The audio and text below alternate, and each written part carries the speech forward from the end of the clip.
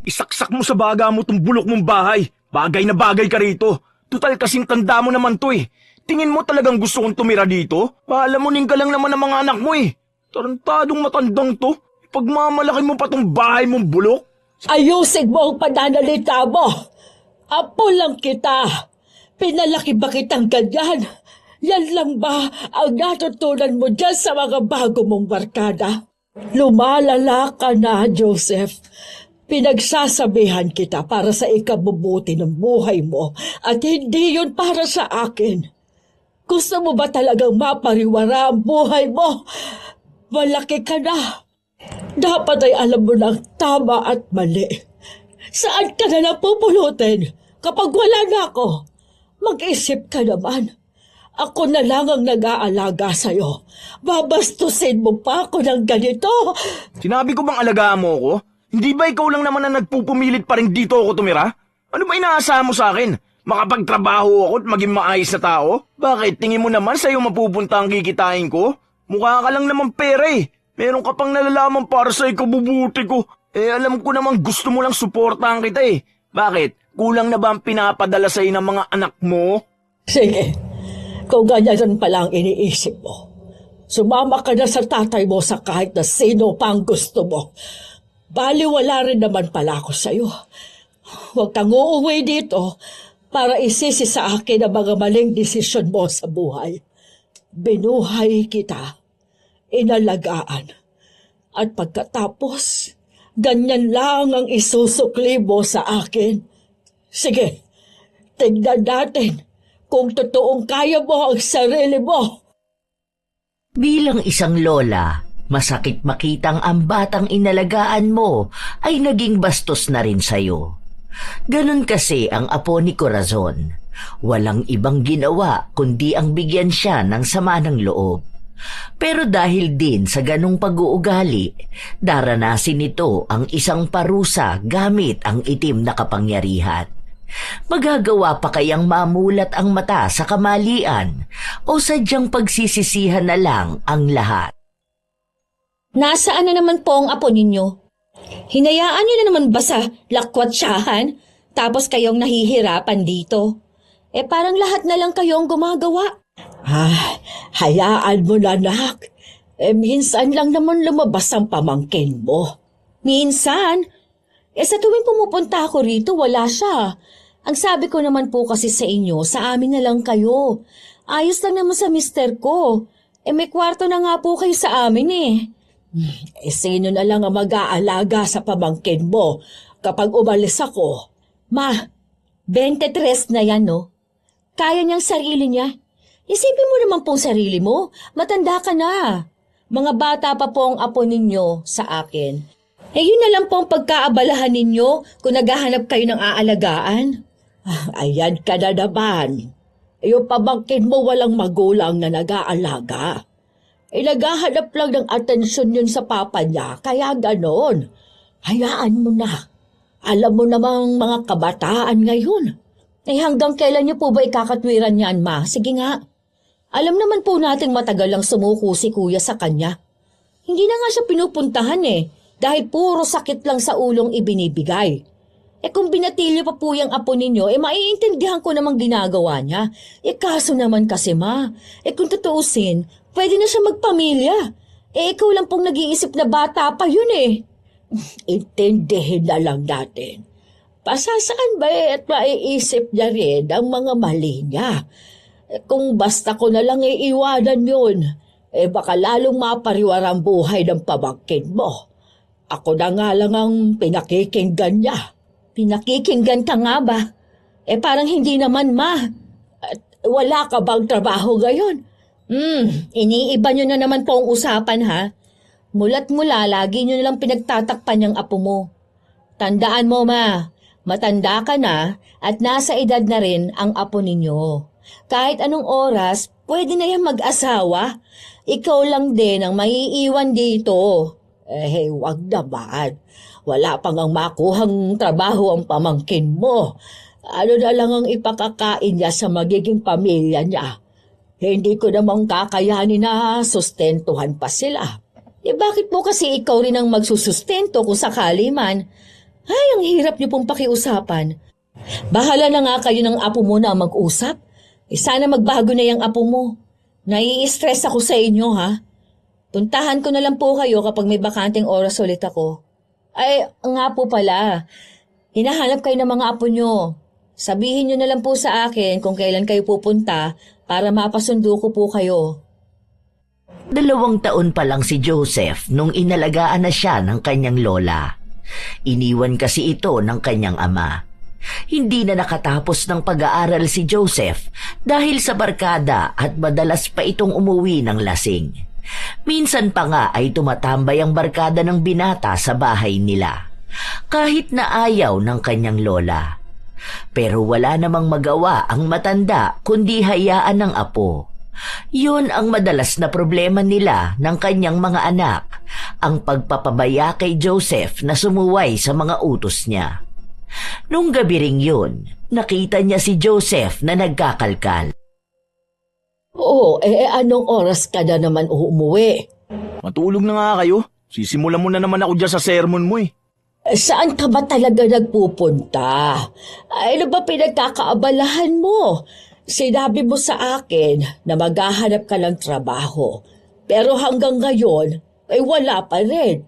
Aba, 5 taon ka nang tambay. Ayaw mo mag-aral. Ayaw mo rin magtrabaho. Kaya ka napapansin ng mga tita mo dahil sa mga kalokohan mo.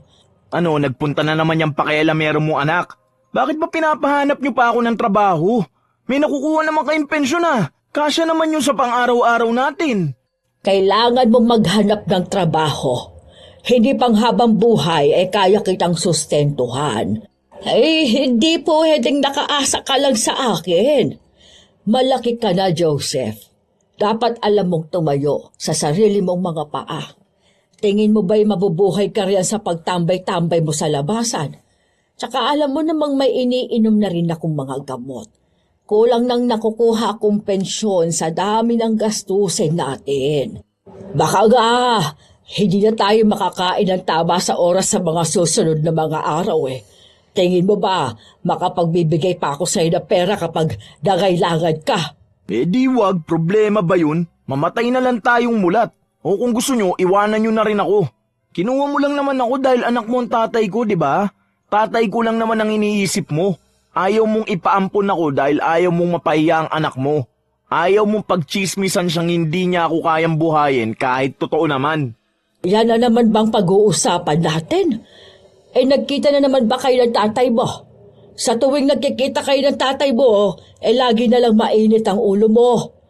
Lagi mo na lang binabanggit ang tatay mo na para bang ako ang may kasalanan sa'yo. Kung gusto mong kausapin ang masinsina ng tatay mo, sabihin mo na maayos. Ako kakausap sa kanya para sa'yo. Ano bang napag-usapan ninyo mag-ama? May kinalaman na naman ba sa mga kapatid mo? Chismosa ka talagang matanda ka. Hindi ko kapatid yung mga batang kasama nung anak mo. Anak yun ang babae niya. Lagi niya na lang nilalabas mga palamunin na yun. Tingin mo ba lalapitan ko siya?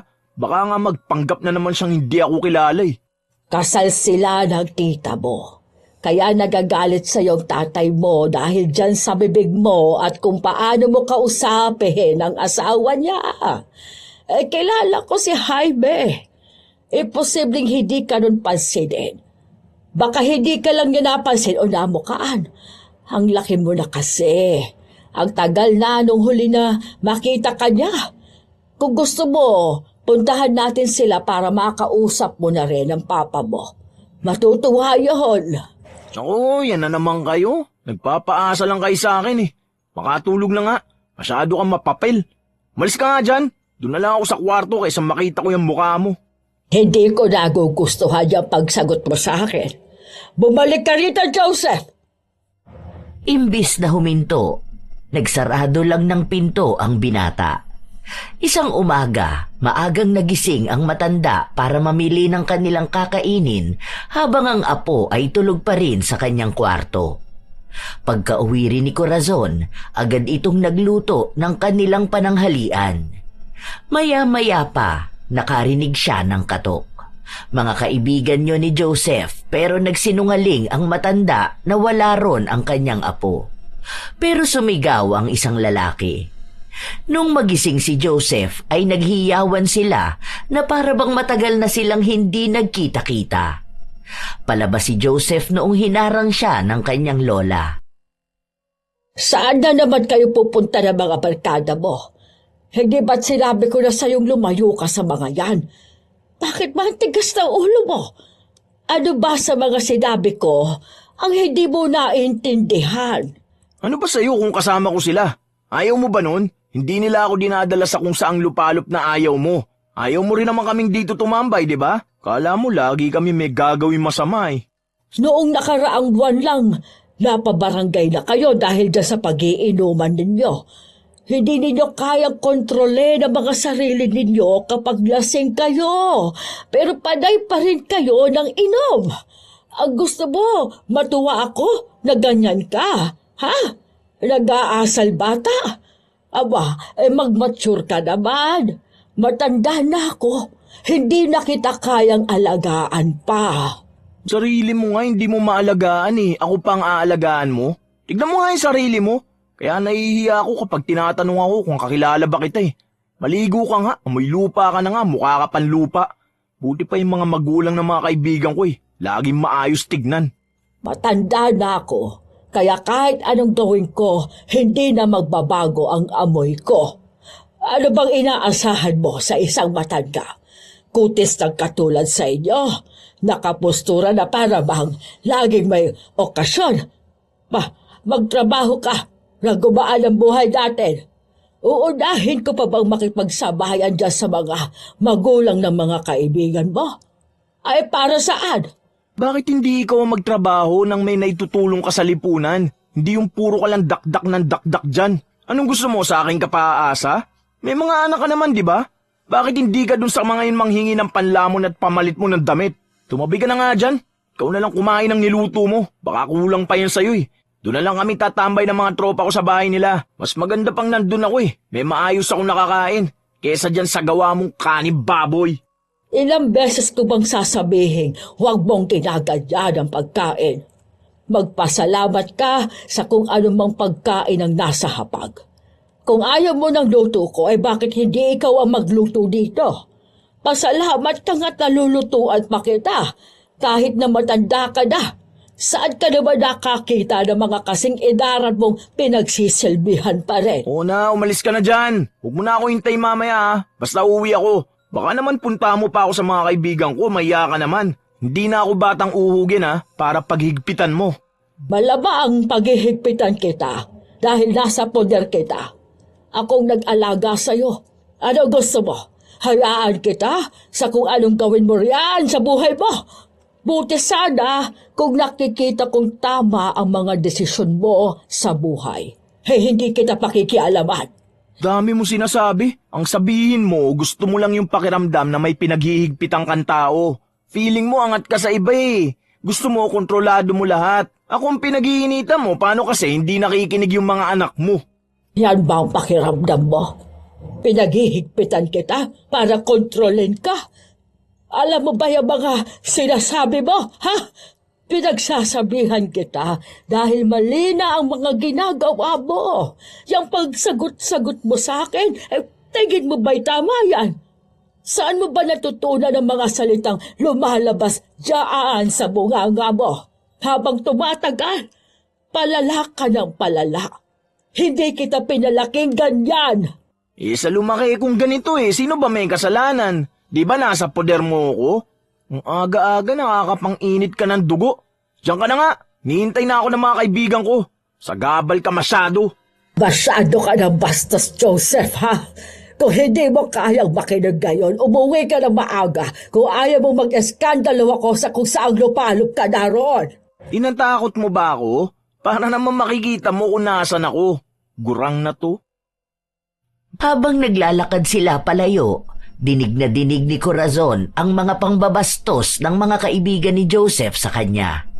Sinasabi nila na mukha siyang katulong, sawsawera at kung ano-ano pang masasakit na salita, habang si Joseph ay sumasang-ayon naman. Ang bigat ng dibdib ni Corazon, pero wala naman siyang magawa. Isang hapon, Nakatulala lang si Corazon habang kumakain nang dumating ang kanyang anak. Ang aga nyo naman pong nagluto ng panggabihan ninyo. Ay, ikaw pala yan. Ang aga mo naman ata umuwi. Miyerkules pa lang Bakit nandito ka? Ma, Friday na po. Maagang uwian namin tuwing Biyernes, diba? Anong ulam nyo? Bakit malamig na to? Ay, kaninang tanghali pa kasi yan. Hindi ko na iniinit. Hindi po ba kayo kumain ng tanghalian kanina? Paano yung gamot ninyo? Nakainom na po ba kayo? Ano na naman po bang problema nyo at bakit hindi na naman kayo kumakain ng tama? Alam mo naman ang problema ko. Isang tao lang. Pero huwag ka mag-alala at nakainom naman na ako ng gamot kanina pa. Yan ang sinasabi ko sa inyo, Ma. Ano ba bang gusto niyong gawin niyo sa sarili niyo? Magpapagutom kayo para dyan sa suwailin mong apo? Isip ka ng isip sa apo mo pero siya, iniisip ka ba niya? Sinusubukan kong intindihin niya pamangkin mo kaso nakakapagod na rin. Ayoko man pero kung patuloy siya sa hindi pagrespeto niya sa akin baka sukuan ko na siya. Matanda na ako. Napapagod na ako mag-alaga at manuyo ng bata. Sabihin ko mang naiintindihan ko po kayo, malamang magsisinungaling po ako. Matagal nyo naman pong alam na hindi ko maintindihan ang pagiging martir ninyo More than 20 years na po ninyong inaalagaan si Joseph. 22 si Kuya nung iniwan niya sa inyo yung bata. 43 na siya ngayon. Kung tutuusin, pwede nyo naman po ibalik si Joseph sa nanay niya bago pa po siya umuwi sa probinsya Pero sa halip na ibalik sa nanay, kinampihan nyo pa po si Kuya. Kayo yung kumuha. Dahil sinasabi ninyo na walang kakayahan yung babae na magpalaki ng bata. Ang sabi naman niya sa akin, kapag nakaluwag-luwag na siya, kukunin na niya si Joseph. Kaso noong nakapangasawa ng mayaman, ayun nga. Kahit dalawin ang anak, hindi na nagawa. Huwag na nating anuhin kung ano man ang nangyari sa nakaraan, Ma. Yung ngayon na lang. Hayaan niyo na po ang apo ninyong mabuhay sa sarili niyang paraan. Matanda na yun. Kaya walang natututunan sa buhay yun kung hindi niya kaya mag-isa, doon siya. Bumalik siya sa tatay niya. Kaso kung ganong ugali lang din naman ang hirap niyang pakisamahan. Ano gusto mong gawin ko? Palayasin siya. Saan siya magpupunta? Sa tatay niya nga po. Para naman madisiplina siya. O kung ayaw niya sa tatay niya, dito siya magstay. Okay lang, sige. O tapos kahit saan na po muna kayo. Para matutunan niyang mabuhay nang wala kayo. Kung tutuusin, mas bata pang ang edad ko nung nangupahan ako mag-isa at nagtrabaho sa malayo. Magkaiba naman kasi kayo. Opo nga po, sinasabi ko lang, Ma. Alam ko naman, naaalagaan ako ng tatay at nanay ko. Siya, ikaw lang nag-alaga. Nasabi niyo na yan noon. Ako na lang ang kakausap dyan sa apo mo. Baka sa akin makinig yun. Ilang araw ding hindi umuuwi sa bahay nila si Joseph. Nung magtanong ang matanda kung nasaan si Joseph, lagi nilang sinasabi na hindi nila alam. Walang nagtuturo kung saan ito makikita. Nakikiusap na nga si Corazon dahil nag-aalala na siya sa kanyang apo. Hanggang si Beatriz na lang mismo ang gumawa ng paraan para mahanap ang pamangkin. Ang sabi nila, ilang araw na raw silang hindi nagkikita-kita. Ay nako. Saan na kaya napunta batang yun? Baka kung ano nang nangyari sa kanya, Beatriz. Ay, pinagsabihan ko na kasi huwag magsasama doon sa mga basagolero na kaibigan Baka naman napag-edita na siya ng mga nakaaway nila nung nakaraan. Hindi naman siguro. Sabi nila, nung huling nakasama nila si Joseph, nung sinundo nila sa bahay. Alam niyo raw po yun. Nakaraang linggo pa yun. Basta daw po nung araw na yon. O tapos sumama daw pong makipag-inuman si Joseph sa mga kaibigan niya pang iba. Sinabihan ko naman ng mga kaibigan ni Joseph na kung makita siya, pauwiin na kasi nag-aalala na kayo. Pero gusto niyo pa pong hanapin siya. Pwede ko naman po kayo samahan. Hindi na. Umuwi ka na at hinihintay ka na ng mga anak mo. Andun naman po si Mike. Saka pwede naman ako mag-absent sa trabaho bukas. Bago pa man magsalita ang matanda, sakto naman na dumating si Joseph. Pulang-pula ito na halatang lasing na lasing. Saan ka galing? Bakit kailangan mo pa malaman? Di ba gusto mo lang naman makita kung buhay pa ako? Eto, kita mo naman, nakatayo ako sa harapan mo. Ano pa bang gusto mo? Joseph, ayusin mo yung pagsagot mo sa lola mo, ha? Tinatanong ka ng maayos, hindi ba? Oh, nandito ka pala. Buti naman naisipan mong pumunta dito. Hindi ka ba abala sa mga anak at asawa mo? Kahit abala ako sa kanila, labas ka na doon. Intindihin mong sarili mo. Saan ka ba napupunta? Kung saan-saan na kami nagtanong para lang mahanap ka. May pakialam pa pala kayo sa akin? Eh yung tatay ko nga hindi naman nag-aalala sa akin, di ba? Hindi ko naman kasi sinabing nawawala ka. Paano niya malalaman? Isipin mo naman sana ako dito sa bahay na nag-aalala sa'yo. Palagi ka na lang ganyan. Intindihin mo naman kami, hindi yung puro emosyon mo lang ang paiiralin mo. Kung galit ka sa tatay mo, sa kanya mo ibunton ang galit mo. Hindi yung pag-aalalahanin mo ko. Akong naghahagilap sa'yo, hindi ang tatay mo. Kung sa bagay, ano nga ba dapat kong asahan sa irresponsable mong anak? Hindi ko nga rin alam bakit pa ako naghihintay ng balita dyan sa anak mo. Kung ayaw niya na akong makita, di wag. Sige na, masyado ka ng lasing. Pumunta ka na sa kwarto mo. Mag-usap tayo kapag bumaba na yung tama mo. Huwag niyo na akong pagkabalaan. May mga kaibigan naman ako eh. Hindi ba gusto niyong lumayo na ako sa mga kaibigan ko? Yan, maging masaya na kayo. May mga nakilala na akong mga bagong kaibigan. Baka naman may sabihin pa kayo, ha? Joseph, hindi ko kailangan maghanap ka ng bagong kaibigang dadalhin ka sa mas mabaluktot na landas. Ayusin mo naman, Apo. Iniisip lang kita. Basta maging maayos lang kayo ng mga kaibigan mo, wala akong problema. Hindi tunay na kaibigan yang mga yan kung dadalhin ka sa kasamaan. 5 araw kang nawala, Apo. Saan ka naman pumunta ng mga araw na yan? Sige nga, naiintindihan mo ba kung bakit hindi ko gusto ang mga kaibigan mo? Ha? Lasing kasi ko eh, hindi ko maintindihan eh. Akit na ako, bahala na kayo dyan. Hayaan mo na, Ma. Baka kung saan pa mapuntang usapan ninyo, alam mo naman yan kapag lasing. Kinabukasan, maaga pa lang gising na si Corazon. Nasa sala siya at naghihintay sa apo niyang magising. Kailangan niya kasi itong makausap. Maya-maya lang din, gumising na si Joseph.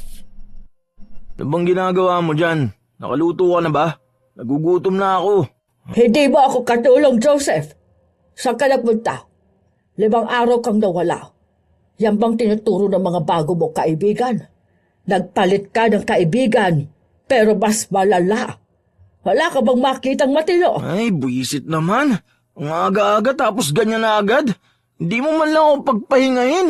Pinauwi mo lang ba ako para sermonan? Tinatanong kita ng maayos, sagutin mo ako ng maayos. Nagpunta ako sa malayo para hindi mo ako makita. Gusto mo kasi lagi akong pagbawalan eh. Gusto ko matuto kang mabuhay sa sarili mo. Hindi kita pinagbabawalan dahil lang sa gusto ko. Ayan, 5 araw ako nawala. Ibig sabihin, kaya kong sarili ko. Ano pa bang gusto mo? Kung saan man ako napadpad, wala ka ng pakialam dun. Lola lang kita, di ba? Panindigan mo ang pagiging lola mo. Huwag ka masyado mapapil. Daig mo pa ang tatay ko sa paghihigpit mo ah. Tingin mo ba mapapalitan mo ang nanay ko sa ginagawa mo? Akong nagpapakain at sumusuporta sa'yo. Kaya wala kang karapatang questionin ako. Yung mga nauna mong kaibigan, mga basagulero, laklakero, mga walang ibang alam gawin kung hindi ang mamerwisyo ng iba. Ano itong bago? Drug addict. Kaya ganyan ang itsura mo. Ganun ba? Ayokong malalamang nakikihalubelo ka sa mga yon. Subukan mo sumama sa mga bago mong kaibigan. Nagulat na lang si Corazon nung itaob ng kanyang apo ang lamesa. Pinalibag pa ng binata ang hawak niyang gamit. Putya naman, lahat talaga pinapakailaman mo eh no? Sinong gusto mong kasama ko, ikaw? Kayo? Wala ba akong sariling buhay? Hindi lang kayong iikutan ng buhay ko. Lahat na lang bawal. Naghahanap kayo ng mabuting kaibigan? Wala nang santo sa panahon ngayon. Ano bang gusto mo mangyari sa akin? Maging mag-isa sa buhay, ha? Walang kaibigan gaya mo? Gusto mo ikaw lang lagi ang nasusunod eh. Ano bang pinagmamalaki mo sa akin? Itong bahay mo? Sige, basagin natin lahat to. Sirain natin to. Tumigil ka na! Ano, masaya ka ba? Binibigyan kita ng katuwaan, baka nabuboard ka na mag-isa dito eh. Mga buwisit kayo! Buwisit ka! Oo, lahat kayo mga buwisit! Alam ko na sinusulsulang ka na naman ng anak mo. Ayaw nun sa akin kasi naiinggit sa buhay ko. Sige, pagtulungan nyo lang akong lahat. Ang tanda mo na, hindi ka pa nag-iisip. Abay, tarantado ka, bata ka ha! Lahat ng gamit dito ay pinundar pa namin ng lolo mo. Hindi para sirain mo lang. Hindi pa ikaw ang nagpapakain sa akin para sagot-sagutin mo ako ng ganyan. At kahit na ikaw pang nagpipigay ng panggastos dito, wala ka pa rin karapatan na ganyanin ako. Nakakapagod kang alagaan at intindihin. Eh di wag mo akong intindihin. Sinabi ko ba na intindihin mo ako ha? Lintik na buhay to. Mas nakakasawa ng makasama ka. Hindi ka ba nag-iisip, ha? Ilang taon kitang inalagaan, tapos ganito mo ako kakausapin? Binabastos mo ako palagi. Lagi mo ako minumura, sinisigawan. Hindi ka makausap na maayos. At tapos gayon, ayan, magbabasag ka ng mga gamit na hindi mo naman pinundang. Ano bang gusto mo, ha? Gusto ko? Gusto ko na mawala ka na. Ayaw na kitang makita. Wala ka naman naidulot na maganda sa buhay ko eh. Maghanap ka ng maayos sa trabaho. Makita lang kitang may nakakain at kaya mo ng buhayan ang sarili mo. Wala kang maririnig sa akin. Hindi kita pakikialaman. Dapat lang, makikita mo, hindi ako hihingi ng tulong sa'yo kahit kailan. Ilang araw rin ang lumipas na hindi binigyan ng sakit sa ulo ni Joseph ang kanyang lola. Maagang umuuwi at tila ba nagbago na. Halos naglalagi pa ito sa kanila at hindi nakikipagtalo sa lola. Isang hapong bumisita si Beatriz na nanghihiram ng alahas sa kanyang nanay para sa kasal na dadaluhan niya. Sakto nakaaalis lang din ni Joseph. Sabi ko na ba sa'yo, nakunin mo na dito sa bahay, hindi ba? Para hindi ka nanghihiram palagi. Magugulo pa kasi ang mga bata sa bahay, ma. Mahirap magtabi ng gamit at lahat nilalaro ng mga apo mo. Okay na yon para naman madalaw din kita, di ba? Kailangan mo pala ng dahilan para puntahan ako dito. Ganun ba? Joke lang po. Hindi na kayo mabiro, ma? Teka, bakit wala po dito yung may emerald na bigay pa ni Lola? Ginagamit niyo po ba yon? Andyan lang lahat ng yun Kanina pa po ako naghahanap dito, ma. Wala po. Tsaka parang kumunti itong alahas ninyo. Kulang na po bang panggastos nyo? Nagsasanla po ba kayo? Baka hiniram lang ni ate. Bakit ko naman isasanla yan? Bigay ng tatay at lola mo yan. Wala ring hinihiram ang ate mo. Ikaw tsaka si Joseph lang naman ang nakaalam kung saan ko inilalagay yan. Wala po akong kinukuha. Nasaan si Joseph? Baka naman naglinis siya tapos na mali lang siya ng pinaglagyan. Agad nilang hinanap si Joseph sa mga kaibigan nito pero wala silang alam kung nasaan ang binata at kahit tawagan, hindi rin ito sumasagot. Sa pakikipag-usap nila sa isa sa mga kaibigan ni Joseph, nalaman nilang ang halos kalahati sa bagong kaibigan ni Joseph ay gumagamit ng ipinagbabawal na gamot. Ilang beses na rin nilang inaawat at pinagsabihan si Joseph pero wala itong pinapakinggan. Sinumbong pa ng isang babae na nagpasama si Joseph na pumunta sa isang pawn shop sa kabilang barangay. Kinuha na lang muna ni Beatriz ang mga alahas bago pa maubos ni Joseph. Nung kinagabihan, naabutan ng binata ang dalawa na tila ba naghihintay sa kanya. Saan ka galing? Ano na naman problema mo? Umuwi na nga ako ng tama sa oras, may nasasabi ka pa rin? Ano na naman ba ngayon ang papansinin mo? Saan mo dinadala lahat ng perang ibinibigay ko sa'yo? Anong pera? Yung allowance ko? Wala pang 5,000 yun, saan ko naman dadalin? Pamasaya at pagkain ko palang kulang na yun. Ano nga asahan mo, makakaipon ako doon? Kaya ba ninanakawan mo na ako ngayon? Saan mo dinala ang mga alahas ko? Anong alahas? Wala akong pinapakialamang alahas mo ha. Baka yung anak mo. Kayong dalawa lang naman ang gumagamit nun. Ayaw mong umamin? At ako pang gagawin mong panangga dyan sa kalokohan mo? Saan mo dinadala ang perang pinagbentahan mo ng alahas? Hindi para sa pangsariling luho mo ang mga yon, ha? May pinaglalaanan kami nun. Kung hindi mo kayang pahalagahan ng mga gamit dito, huwag mong pakikialaman. Saan mo dinala ang gamit ni Mama? Oh, bakit nagagalit ka? Kung hindi ikaw, bakit ka defensive? Yan ang sagot mo? Tigilan mo nga ako dyan sa katwiran mo. Ilabas mo mga alahas na yon. Kung hindi mo kaya, kahit yung pera, ibigay mo kay Mama. Kami na magtutubos. Saan mo ba talaga dinadala ang perang nakukuha mo? Gaano ba kamahal ang pagkain mo? Nagda-drugs ka na ba? Kaya ba, kailangan mo palagi ng malaking pera? Investment yun. Isipin mo na lang pagkakakitaan. Bakit mo pa hanapin ang mga yun? Matanda ka na. Aanin mo pa yun.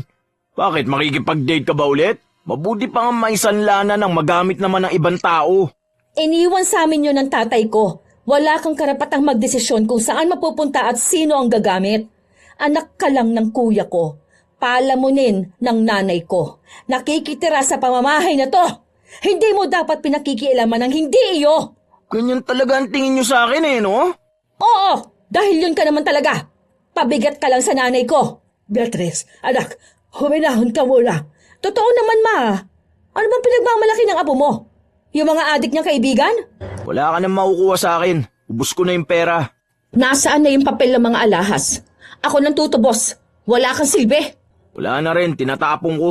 Hintayin mo na lang maremata. Baka makuha mo pa. Ano? Ganyan isasagot mo? Sumama ka sa akin sa pawn shop. Ipaliwanag mo doon. Kailangan mo makuha yon. Sa ayaw ko anong magagawa mo? Ayaw mo? Sige, magkita tayo sa police station. Magnanakaw ka. Akala mo nagbibiro ako? Handa na si Beatrice na tumawag ng pulis. Kaibigan niya ang tatawagan niya para masigurado talaga na makukulong si Joseph, pero pinigilan siya ng ina. Kami na lang ang kakausap doon.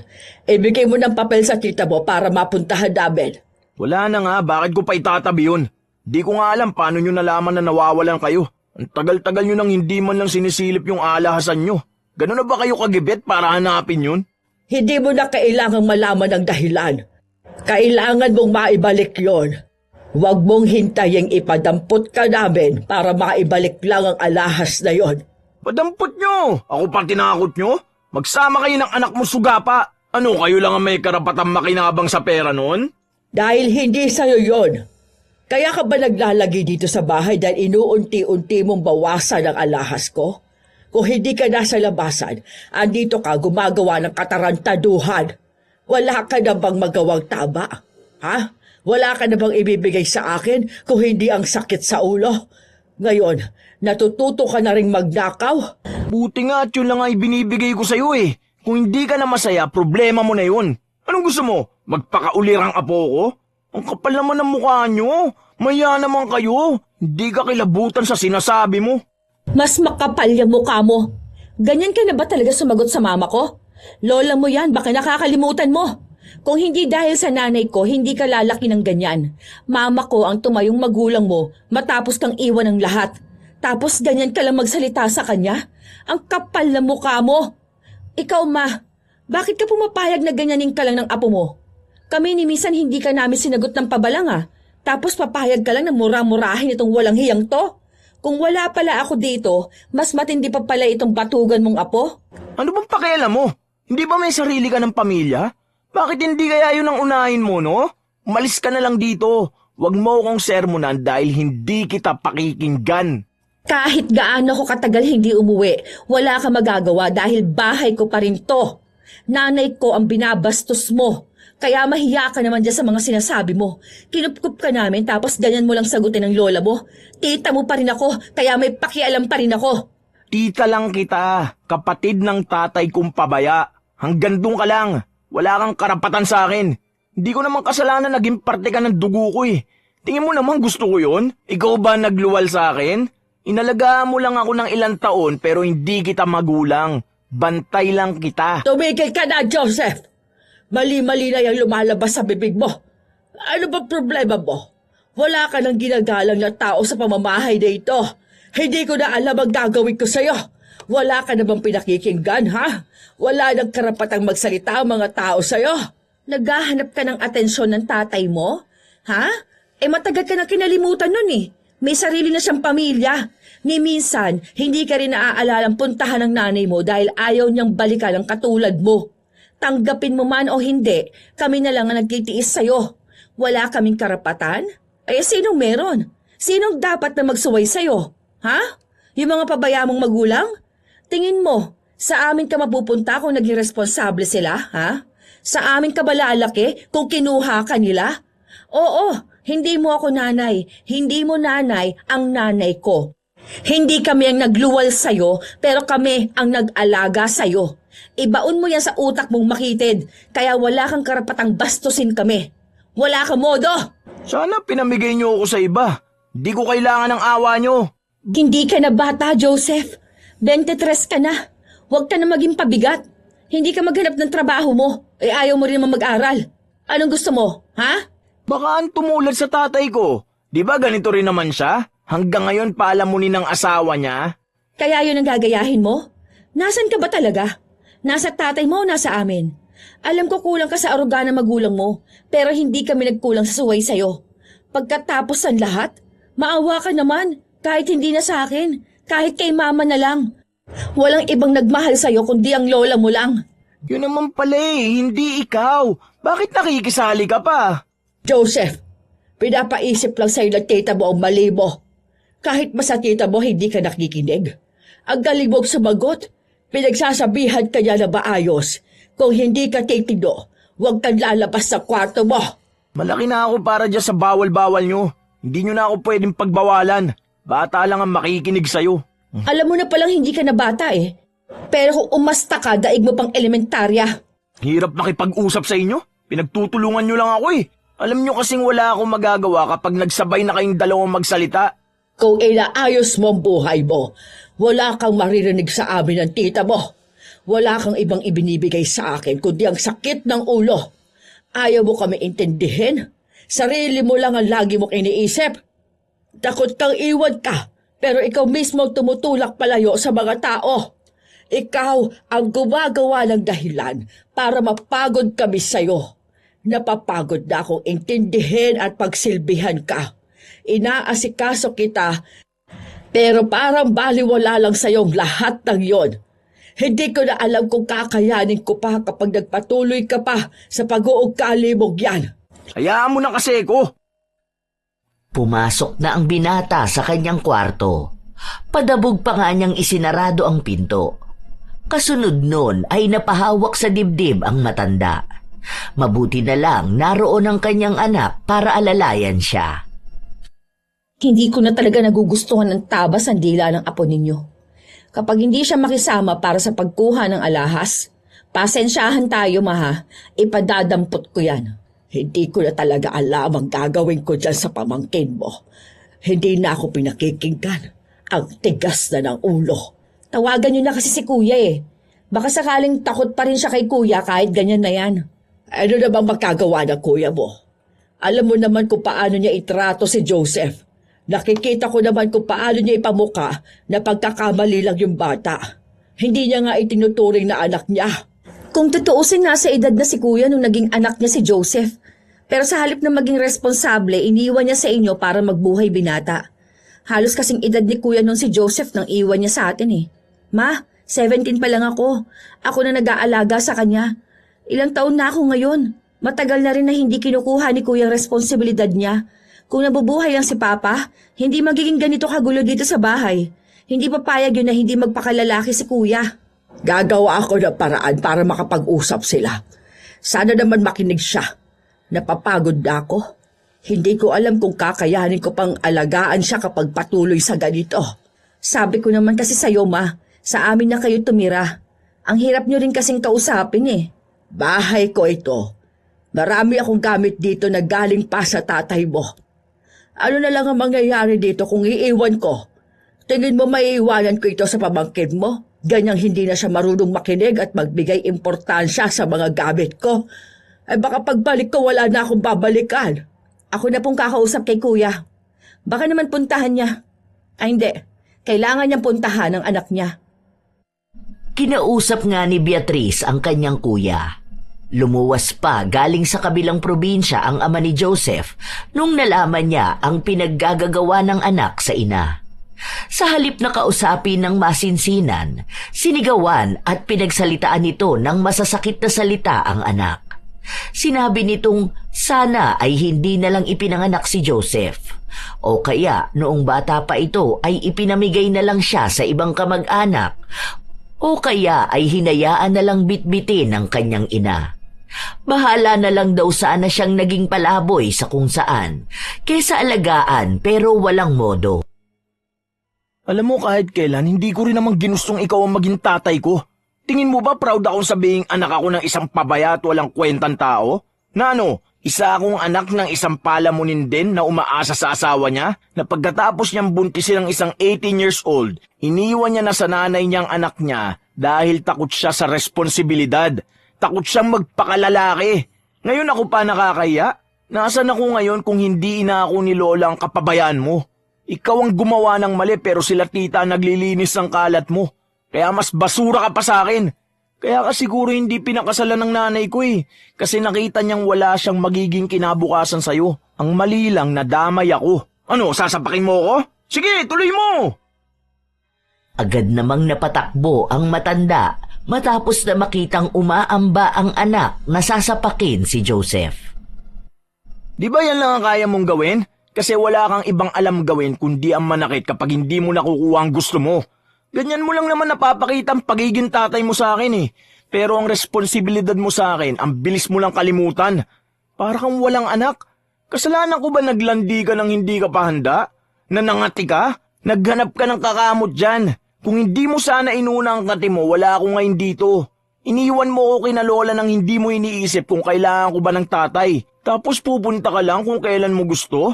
Kapag may kailangan ka? Kapag wala kang pera o kapag may uutos ka sa akin? Kapag kailangan mo nang aayos ng bubong nyo? Ganun na bang maging ama ngayon? Tapos isang araw pupunta ka dito, dala-dala ang anak ng ibang babae, tapos sasabihin mong anak mo at yung magiging asawa mo? Ako na sarili mong anak, hindi mo nagawang alagaan. Samantalang ibang bata, masaya ka pang buhat-buhatin. Walang iya. Putya naman oh. Sana nga iniwan nyo na lang ako kay mama eh. Baka hindi niya ako ngayon inaayawan kasi ikaw ang kinalakihan ko. Bakit ba sa tuwing nagkikita kayo laging may gulo? Mag-ama kayo. Kung kayang pag-usapan ninyo na maayos.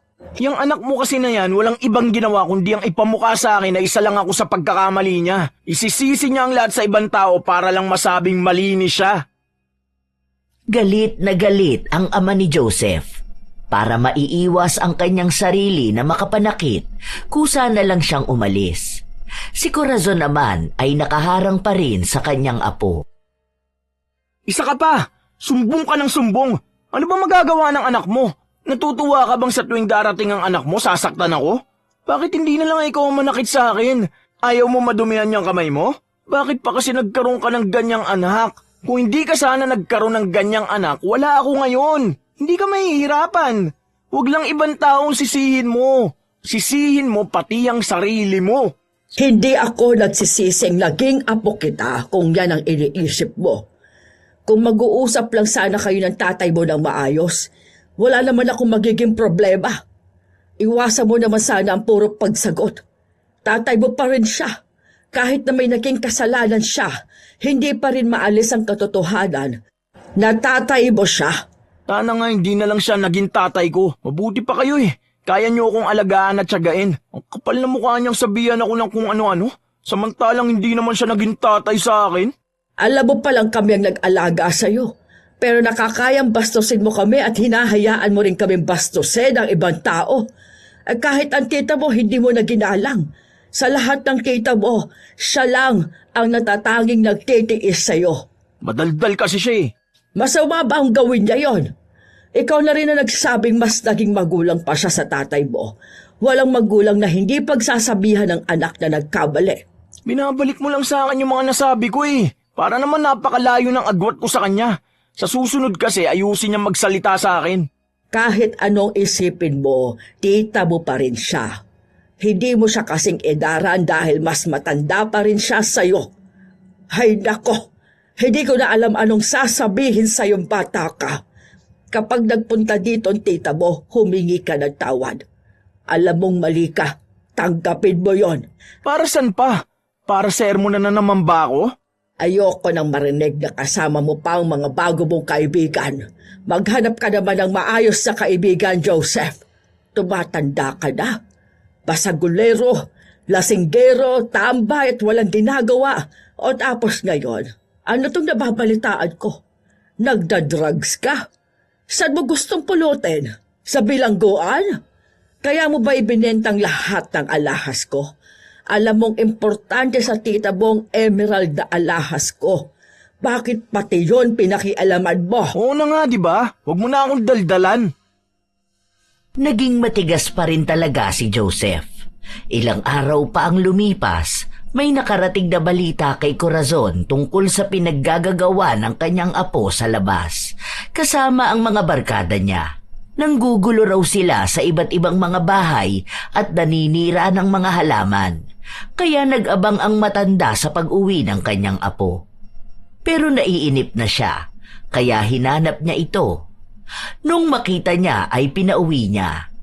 Naroon pa naman ang mga barkada ng binata, kaya napahiya siya sa ginawa ng kanyang lola. Ano bang ginawa mo, ha? Pinahiya mo ako doon sa mga tropa ko. Hindi ka rin kasi makaintindi. Sinabi ko na nga sa'yo, uuwi naman ako, di ba? Ganun bang gusto mo? Maging katatawanan ako?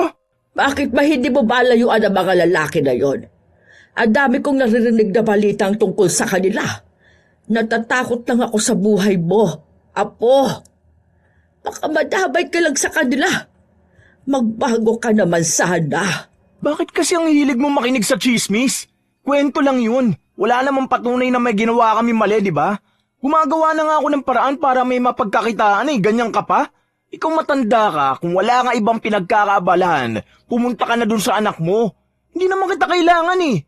Pati mga kaibigan ko, pinakikialaman mo pa. Gusto mo lahat ng gusto mo susundin ko. Nilayuan ko na nga yung iba eh. Eto ka na naman ngayon. Ayaw mo ba makita may iba akong kasama? Magdusa ka dahil hindi pwedeng sa'yo lang tatakbo ang buhay ko. Gusto mo ikaw lang lagi kasama ko eh. Palibasa ang lungkot ng buhay mo. Nandito ka sa pamamahay ko. Kausapin mo ko na maayos. Matuto kang rumespeto. Hindi porket ilang beses ako hindi nagsalita tungkol dyan sa pananagot mo. Ayos na sa'kin na ginaganyan mo ko. Saksak mo sa baga mo tong bulok mong bahay. Bagay na bagay ka rito. Tutal kasing tanda mo naman to eh. Tingin mo talagang gusto kong tumira dito? Paalamunin ka lang naman ng mga anak mo eh. Tarantadong matandang to. Pagmamalaki mo pa tong bahay mong bulok. Ayusin mong pananalita mo. Apo lang kita. Pinalaki ba kitang ganyan? Yan lang bang natutunan mo dyan sa mga bago mong barkada? Lumalala ka na, Joseph. Pinagsasabihan kita para sa ikabubuti ng buhay mo at hindi yon para sa akin. Gusto mo ba talagang mapariwara ang buhay mo? Malaki ka na. Dapat alam mong tama at mali. Saan ka nalang pupulutin kapag wala na ako? Mag-isip ka naman. Ako na lang ang nag-aalaga sa'yo. Babastusin mo pa ako ng ganito. Sinabi ko bang alagaan mo ako? Hindi ba ikaw lang naman na nagpupumilit pa rin dito ako tumira? Ano ba inaasahan mo sa akin? Makapagtrabaho ako at maging maayos na tao? Bakit? Tingin mo naman sa'yo mapupunta ang kikitain ko? Mukha ka lang naman pera eh. Meron ka pang nalalaman para sa ikabubuti ko. Eh alam ko naman gusto mo lang suportahan kita eh. Bakit? Kulang na ba ang pinapadala sa'yo ng mga anak mo? Sige, kung ganyan rin palang iniisip mo, sumama ka na sa tatay mo o sa kahit sinong gusto mo. Baliwala rin naman pala ako sa'yo eh. Huwag kang uuwi dito para isisi sa akin ang mga maling desisyon mo sa buhay. Binuhay kita, inalagaan, tapos ganyan lang ang isusukli mo sa akin. Sige, tignan natin kung totoong kaya mo ang sarili mo. Ang kapal ng mukha mo, samantalang pinapadala ka naman ng tatay ko. Wala akong dapat maging utang na loob sa'yo. Pasalamat ka nga at sa'yo ko naiwan. May nakukuha kang pera. Ipagmamalaki mo yung ginagastos mo sa akin. Magmula ngayon, wag mo na akong papakialaman. Baka gusto mo maputol sustento mo sa tatay ko. Pag ako hindi nakapagtimpi sa'yo, makikita mo. Tingin mo ba talagang pinapadalhan ka pa ng tatay mo, ha? Matagal lang hindi nagpapadala ang tatay mo. Isusumbat mo sa akin ang kakarimpot na padala ng tatay mo sa akin noon? Tingin mo'y sapat yun sa pang-araw-araw mo? Sa'yo palang kulang na yun. Ganyan mo ako pagsalitaan. Ayaw ko lang magalit ka ng sobra-sobra sa tatay mo kaya hindi ko sinabi sa'yo. Tumigil ka sa pagpapadala ang tatay mo. Halos 10 taon na. Pasalamat ka sa tita mo dahil kahit anong mangyari, sinusuportahan ka pa rin niya. Kahit matapos mo siyang sagot-sagutin, sa ganyang ginagawa mo, tingin mo may magtitiis pa sa'yo? Hindi ko alam kung saan mo napulot yung ganyang pag-iisip. Kung saan mo nakuha ang ganyang pag-uugali. Pasaway ang tatay mo, pero ni minsan, hindi siya naging bastos sa magulang niya. Hindi mo na kailangan magtiis. Total wala naman akong binibigay sa'yo kundi sakit ng ulo, di ba? Hayaan mo, babayaran ko lahat ng ginastos mo sa akin. Di ba yun lang naman ang gusto mong marinig? Hindi ka lalabas. Dito ka lang. Nagbatigas pa si Joseph, kaya nasaktan niya ang kanyang lola. Hindi na siya lumingon kahit na nasa sahig na ang matanda. Wala naman siyang pakialam sa kanyang lola. Mabuti na lang ay may mga kapitbahay sila na nagdala sa ospital sa matanda. Kaya nung nalaman ni Beatrice ang dinanas ng ina, galit na galit ito. Hindi niya pinaalam sa ina na lumapit siya sa mangkukulam para lang maparusahan ang kanyang pamangkin. Hindi na nila ito madadala sa maayos na pakiusapan. Matigas ang ulo, kaya dapat na itong parusahan. Ilang araw na hindi nakauwi si Corazon dahil nasa ospital siya, kaya si Beatrice ang umuuwi sa bahay para mag-asikaso roon. Habang nagluluto siya, umuwi si Joseph. Grabe, sakit ng leg ko. May stiff neck yata ako. Anong pagkain? Pagkain to ni Mama. Wala kang pagkain dito. Grabe ka naman sa akin. Di mo man lang ako mabigyan dyan. Dami naman yan niluluto mo. Mauubos nyo ba yan lahat? Huwag kayong suga pa ha. Hindi talaga kita bibigyan. Kapal naman ang mukha mo, di ba? Tabi nga dyan. Ikaw ang dahilan kung bakit nasa ospital si Mama. Kung hindi ka lang naging masamang apo sa kanya. Alam mo, sa mga ginagawa mong ganyan, ewan ko na lang kung anong mangyayari sa future mo. Bakit ba lagi kayo nag-aalala sa future ko? Kung ako nga, hindi ako nag-aalala eh. Huwag mo akong pakialaman. Gusto ko to. Buhay ko to. Ako lang dapat ang masusunod sa mga desisyon ko. Sa bagay, tama ka nga naman. Bakit nga naman kami mag-aalala sa future mo, ano? Hayaan mo na. Buhay mo naman yan eh. Kukunin ko na si Mama. Kaya dito ka na muna mag-isa sa bahay na ito.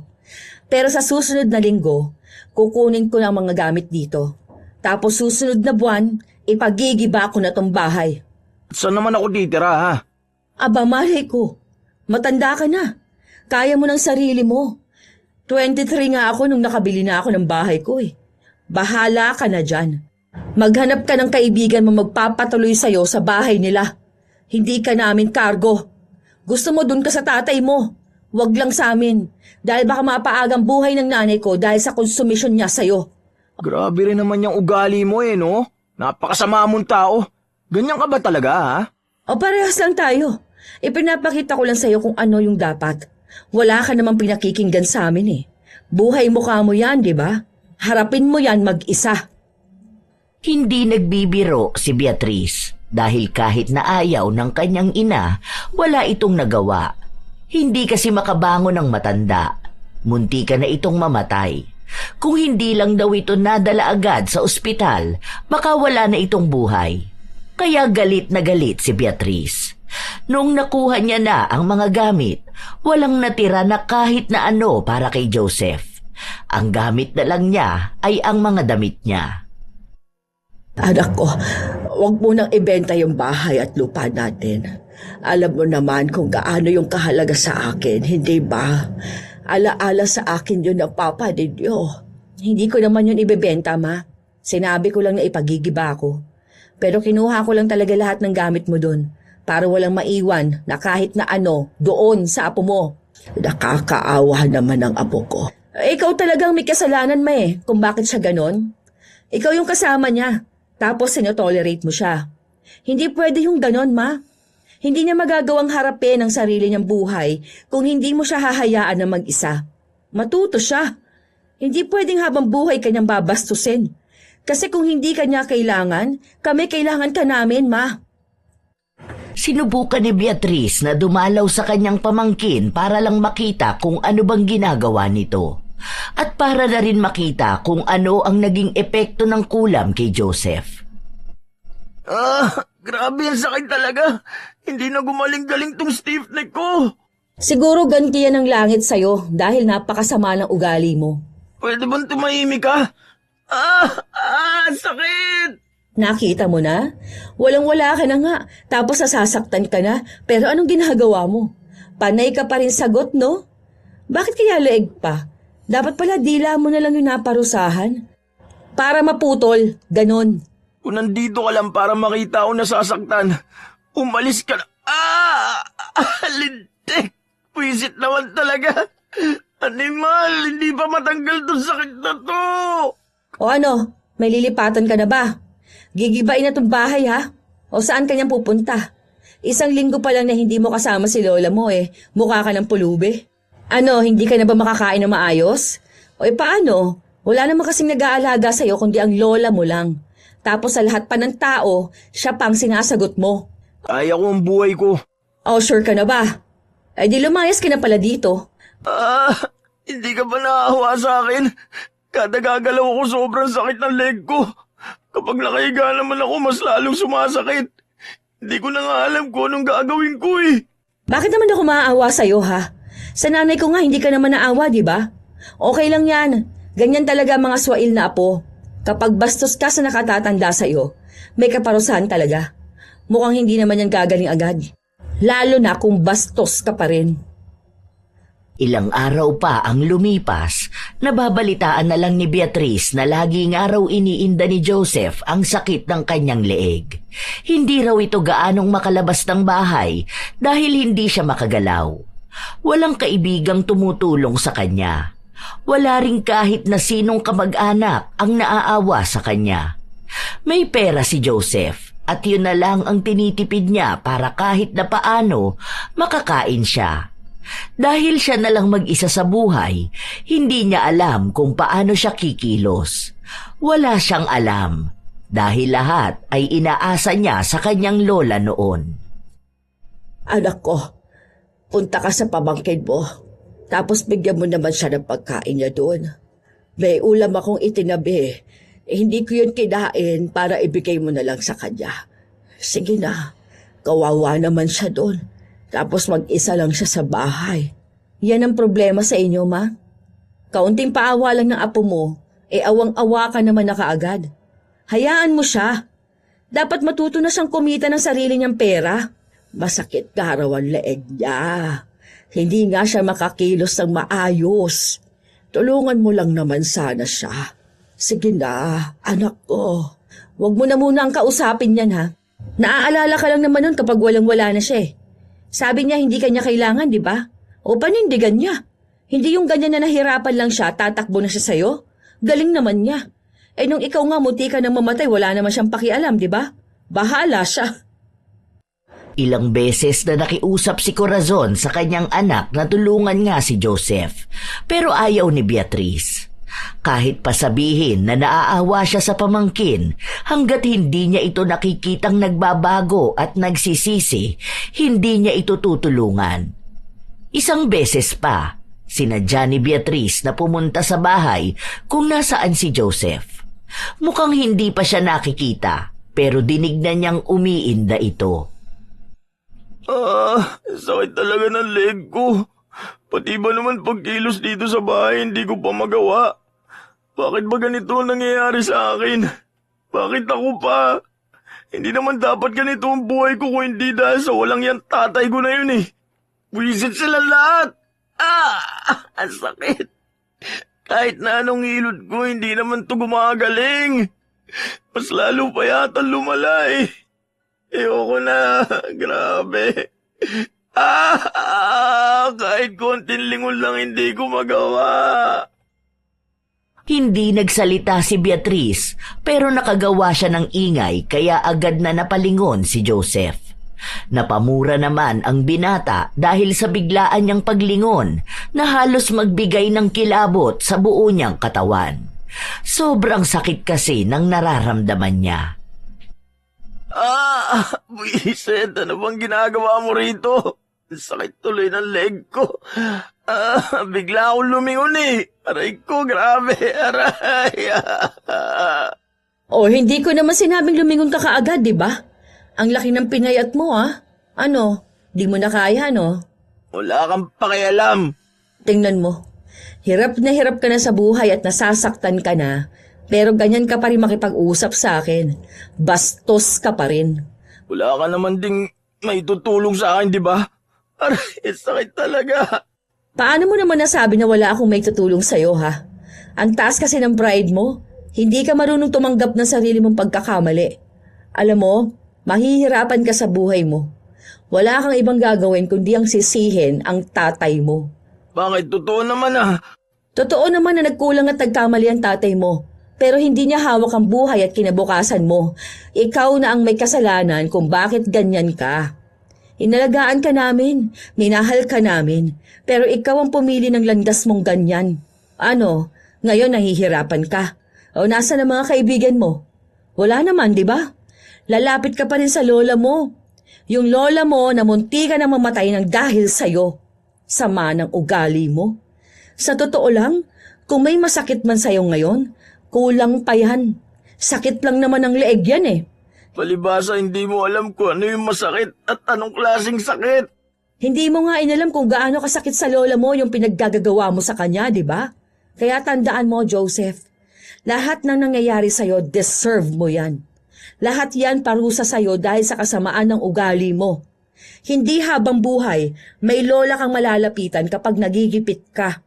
Hindi lahat ng tao mamahalin ka kahit masama ang ugali mo. Hindi lahat ng kamalasan mo sa iba mo isisisi. Ang tanda mo na. May utak ka na. Dapat alam mo sa sarili mo kung anong tama at mali. Hindi ka sasamahan ng mga barkada mo sa hirap dahil hindi ka na nila kilala. Walang ibang sumama sa'yo kundi ang lola mo. Pero ano bang ginawa mo, ha? Pinapasama mo palagi ang loob niya. Umalis ka na rito. Aalis talaga ako. Sinasabi ko sa'yo, hanggang sa susunod na linggo ka na lang dito. Kailangan mo nang umalis. Bahala ka na paano bubuhay ng sarili mo. Malaya ka na. Total yan naman ang gusto mo. Hindi na kumibo si Joseph dahil hindi naman niya alam kung anong pwede niyang sabihin. Ilang araw pa ang lumipas na nahimik siya. Wala siyang nilapitan. Wala siyang kinausap. Ang balita lang na nakukuha ni Beatrice ay may sakit pa rin si Joseph. Masakit pa rin ang leeg nito na lagi niyang iniinda. Hindi na gumaling-galing. Madalas daw na naririnig ng mga kapitbahay ng binata na halos maiyak na siya dahil nga sa sakit ng kanyang leeg. Pinabayaan na lang din muna siya dahil kailangan niyang makita kung bakit siya pinahihirapan ng ganon.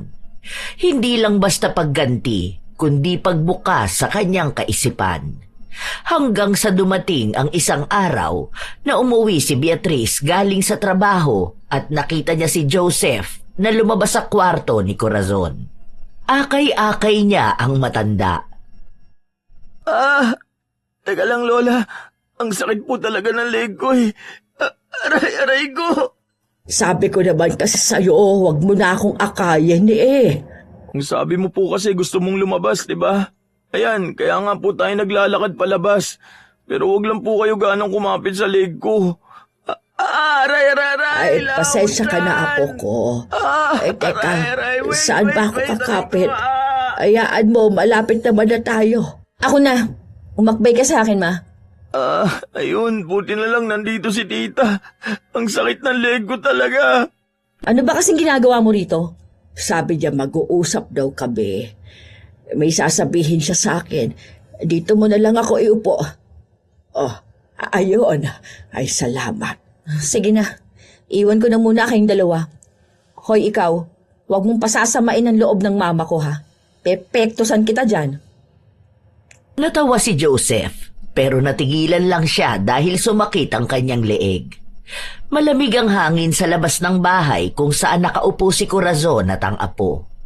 Tahimik, kaya magandang oras para sa magiging pag-uusap nilang dalawa. Lola, hindi ko alam kung paano ako magsisimula. Pero gusto ko mag-sorry sa'yo. Sorry po, La. Ang dami ko talagang nagawang mali sa'yo. Totoo ba yan? Aray ko. Bigla-bigla sumasakit ang leg ko. Pero, opo, La. Totoo po itong sinasabi ko. Huwag po kayong mag-alala. Hindi po ako nanghihingi ng pera. Hindi ako nagpapaawa. Kasi nitong mag-isa ako. Tapos kung ano-ano pong sinabi sa akin ni tita. Doon ko lang po napagtanto na mali pala talaga ako. Sorry po kung ang bastos ko. Sorry po kung naisanla ko yung mga alas nyo. Ito na po yung papel. Hindi ko po talaga tinapon. Nagsinungaling lang ako. Sana po mapatawad nyo pa ako. Tingin mo ba hindi kita mapapatawad? Kung alam mo lang paano ko bulig-ligin ang tita mo para lang kunin ka o kaya alagaan ka. Kaso lagi niyang sinasabi sa akin hindi ka na bata. Tama naman po si tita. Hindi naman na po talaga ako bata. Hindi lang talaga maayos ang pag-iisip ko. Ang dami kong sinisisi bakit ganitong buhay ko. Tapos ako naman talaga yung dahilan bakit ganito ako eh. Hayaan niyo po, La. Kapag po nagkaroon ako ng magandang trabaho, babawi po ako sa inyo. Pupunta po tayo dun sa lagi natin pinag-uusapan. Sa Batanes po. Kaya magpalakas po kayo ha. Kasi naghahanap na po ako ng trabaho. Nako, huwag mo na akong intindihin, apo ko. Kaunti na lang naman ang ilalagay ko sa mundo. Sarili mong pangakuan mo ng magandang buhay. Sarili mo dapat ang isipin mo muna. Sobrang saya ng puso ni Corazon nung mga araw na yon. Sa wakas ay narinig at ramdam na rin niya mula sa apo ang nais nitong pagbabago. Nagtawanan silang dalawa. Nagbalik tanaw sa masasayang bagay lang. Nung kinahapunan, bago umalis si Joseph, kinausap muna niya ang kanyang tita. Aray! Alam mo na nga na masakit ang leg ko, binatuka mo pa ako. Ang sakit naman nun. Ganti ko na yan sa'yo. Hay, dami kong inis at stress sa'yo, no? Sorry na nga, di ba? Sus, baka paraan mo lang yan. Alam ko na huli mo ang kilitin ni lola mo. Konting paawa at sorry mo lang sa kanya mapapatawad ka na nun. Favorite ka kayang apo. Wala, totoo nga sinasabi ko. Magbabago na nga talaga ako. Okay, sige. Tignan ko na lang. Huwag mo munang ipagiba yung bahay ha. Magpapagaling muna ako. Hindi kasi ako makakapasok dun sa construction eh. Nagsimula ako nung nakaraan kaso di ako makakilos dahil sobrang sakit talaga ng leg ko. Pero sabi sa akin kapag magaling na raw ako pwede na ako magtrabaho. Bali, hanggang sa may sahod na ako at pwede na ako magbayad ng upahan, saka na lang ako aalis dun sa bahay. Tapos ipagiba mo na kung yun ang plano. Sige, pwede naman. Ikaw nang bahala. Liga nga at papektos ako. Ha? Aray! Dahil gustong bigyan ni Beatrice ng pangalawang pagkakataon ang pamangkin na magbago, pinatanggal niya ang kulam. Walang ibang nakakaalam ng ginawa niyang yun, pero mukhang wala rin namang nakahalata. Mabuti na lang din at nakikitaan niyang nagbabago na nga si Joseph. Nung kahit paano hindi na sumasakit ng malala ang leeg, nagtrabaho na ito. Pumasok siya sa sinasabi niyang may ginagawang bahay. Pinabayaan muna nila. Hanggang sa tumutulong na si Joseph sa pagbili ng gamot ng kanyang lola. Kapag wala siyang pasok ay binibisita niya ito. Naging malaking tulong din yon para umayos ang kalagayan ni Corazon. Isang araw, walang pasok sa trabaho si Beatrice. Binisita niya sa bahay ang pamangkin. Bakit nag-e-empake ka naman dyan? Lilipat na ako ng bahay. May nakita akong bed spacer, nasa 1K lang. Diyan lang naman yun. Wala naman akong gamit gano kaya pwede na ako ron. Diba sabi ko sa'yo na pansamantala lang ako habang wala pa akong trabaho. Kaya ko naman na siguro yun monthly. Hindi na. Huwag ka na muna umalis dito. Ha? Bakit? Akala ko ba ipapagibaan nyo na to? Siyempre, hindi yun totoo, no? Bahay to ni Mama. Tapos dami niyang alaala dito. Lalo na pinatayo nila to ni Papa. Huwag ka na umalis dito. Basta alagaan mong maigi tong bahay, ha? Totoo ba? Oo nga. Tsaka baka bumalik na si Mama dito.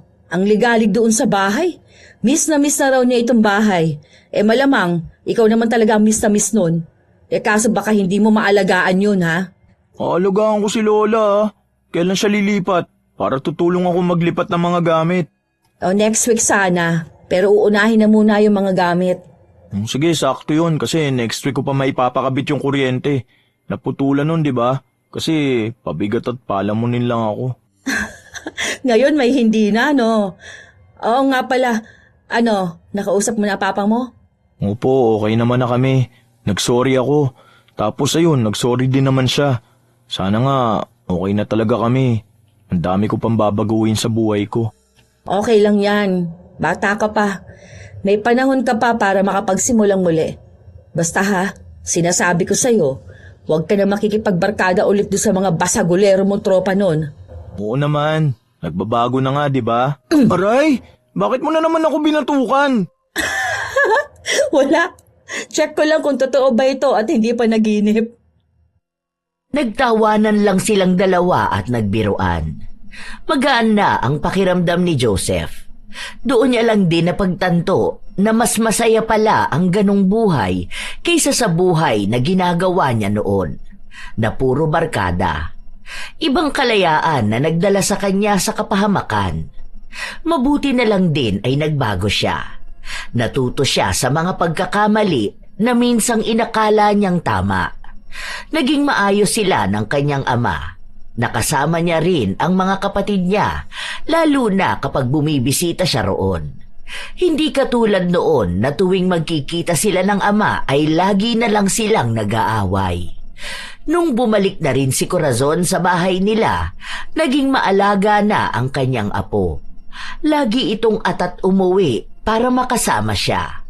Mas lalong sinusulit ni Joseph ang mga oras na kasama niya ang kanyang lola. Bumabawi talaga siya, lalo pat maraming oras din ang nasayang noong mga panahong binabastos niya lang ito. Gusto niyang ipakita lalo kung gaano niya kamahal ang lola. Minsan, may mga tao talaga na hindi marunong gumalang sa kanyang nakatatanda. Nakakasanayan ang pagsagot-sagot hanggang sa akala nila'y normal na lang ang maging bastos. Hindi nila namamalayan na sa bawat salitang binibitawan, unti-unting nababawasan ang respeto. Matutong huminto at makinig. Hindi lahat ng pagtutuwid ay paninira at hindi lahat ng paalala ay pang-aapi. Ang paggalang ay hindi kahinaan, kundi tanda ng tamang pagpapalaki at malinaw na pag-iisip.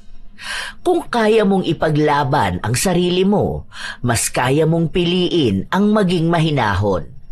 Tandaan na ang bastos sa pinanggalingan kadalasang naliligaw sa patutunguhan.